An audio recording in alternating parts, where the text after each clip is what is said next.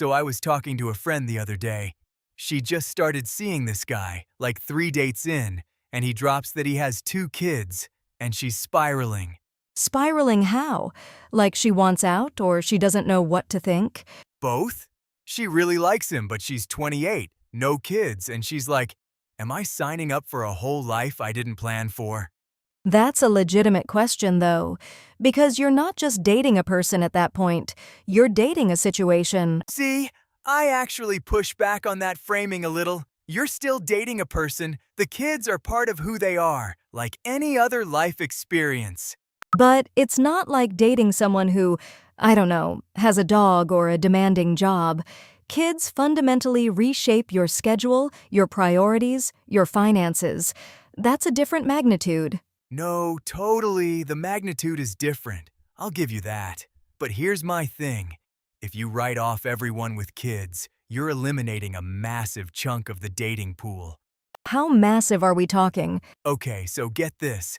According to Pew Research, about 40% of new marriages in the US involve at least one partner who's been married before, and a huge portion of those people have kids from prior relationships. Wait, 40%? That's way higher than I would have guessed. Right? And that doesn't even count people who have kids, but were never married. So if you're over 30 and you're swiping left on every single parent, you're really narrowing your options. Okay, but narrowing your options isn't inherently bad. People narrow options all the time. I don't want to date a smoker. I don't want to date someone who lives 3 states away. Having preferences isn't shallow. No, and I'm not saying it's shallow, but I think there's a difference between a preference and a blanket rule that might cause you to miss someone incredible. Fair. But let's talk about what from day one actually means practically, because early dating is supposed to be light, right?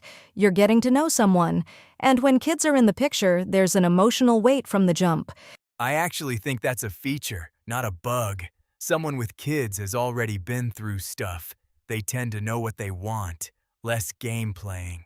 Sometimes. And sometimes they're carrying trauma from a difficult co-parenting situation or a messy divorce, and that bleeds into the new relationship.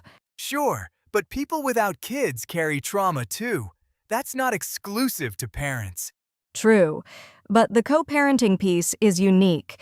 You're not just dealing with your partner's past, you're dealing with their ex as an active presence in your life, potentially forever. Yeah, and I won't pretend that's easy. The X factor is real. I've seen it wreck relationships.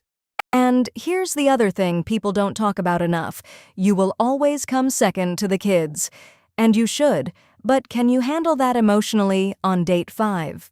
Okay, that's actually where I think the maturity piece comes in. If you're secure enough in yourself, being with someone who prioritizes their kids is actually really attractive. It shows character. I'd push back on that. It's easy to say in theory. In practice, when your partner cancels your anniversary dinner because their kid has a fever 3 times in a row, it wears on you.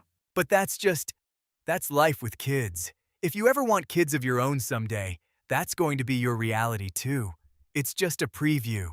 Right. But there's a difference between your own kids and someone else's kids. Bonding with a child who might resent you, who didn't ask for you to be there, that takes a toll. It does.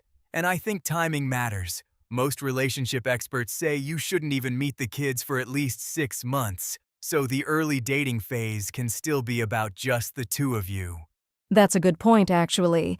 The from day one part doesn't mean you're parenting from day one. It means you're aware of it and choosing to proceed. Exactly. And I think the real question isn't should you date someone with kids? It's are you emotionally equipped to handle complexity? Because that's what it is. It's complex. Here's a stat that gives me pause, though. The divorce rate for second marriages is around 60%, and when stepchildren are involved, some studies put it even higher. Wait, 60%? That's wild. Yeah, and a lot of researchers point to the blended family dynamics as a major stressor. It's not that people don't love each other, it's that the structural challenges are enormous. Okay, that stat is sobering. But I'd argue that the ones that do work, and 40% of them do, those are often incredibly strong relationships. because they've been tested. I can see that. Adversity as a bonding mechanism. But you can't go in naively. You have to know what you're walking into. 100%. And I think that's the actual answer here. It's not a yes or no. It's go in with your eyes open. And be honest with yourself about whether you have the patience, the flexibility, and honestly, the selflessness it takes. Can I say something that might sound a little controversial? Please. I think dating someone with kids can actually make you a better partner because it forces you to grow up fast. You can't be selfish. You can't make everything about the relationship. I don't disagree with that in principle, but I don't think you should use someone else's family as your personal growth workshop. You know what I mean? Like, these are real kids. Oh no, absolutely. I'm not saying treat it as a self-improvement project. I'm saying the growth is a byproduct of the love and commitment. Okay, yeah, that I can get behind. And look, I've seen blended families that are beautiful, where the step-parent becomes this bonus person in a kid's life who just adds love. That's not nothing. No, it's not nothing. That's actually everything when it works.